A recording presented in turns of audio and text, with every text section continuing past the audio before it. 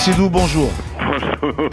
Super en forme, oui. Non, mais là, dites-nous, qu'est-ce qui s'est passé?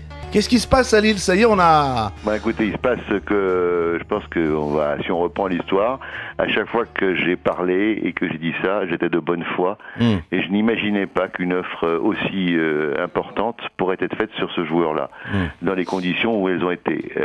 Et un président, je suis d'accord avec vous, il n'a pas à influer dans la marche sportive de l'entreprise, et j'entendais ce que vous disiez par rapport à d'autres cas. Moi, je sais que j'avais un nombre de paramètres, j'ai écouté les déclarations des cadres de chez moi, j'ai parlé avec René Girard, j'ai parlé avec tout le monde aussi. Donc je sais les difficultés que cela représenterait. Et donc je pense que j'ai fait ce que, en mon âme et conscience, je devais faire. Voilà, même si il est évident que j'ai cédé à une très belle offre. Les joueurs sortent vainqueurs des conflits qui aujourd'hui... Non mais président, c'est des portes que vous avez complètement ouvertes entre vous et Loïc Ferry. C'est la possibilité à d'autres... Je veux surtout pas je connais pas le cas du tout de ce qui s'est passé à Lorient. Vous avez fini par accepter... Alors parlons du cas Thauvin uniquement avec Michel Sédou. Franchement, me mettez pas sur une piste où j'ai pas d'éléments. Je vous mets sur celle de Thauvin. Voilà, celle de Thauvin, il a fini par avoir raison, le joueur.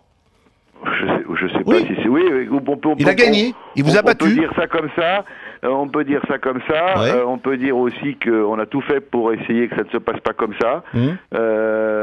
Malheureusement, il y a des cas de figure où, tant que le mercato aura ses durées aussi longues, tant qu'on ne commencera pas le championnat avec un mercato fini, ce genre d'aventure nauséabonde ne se reproduiront. Le football est malheureusement pas un exemple exceptionnel, et je reconnais que sur le plan moral, cette histoire peut poser des vraies questions.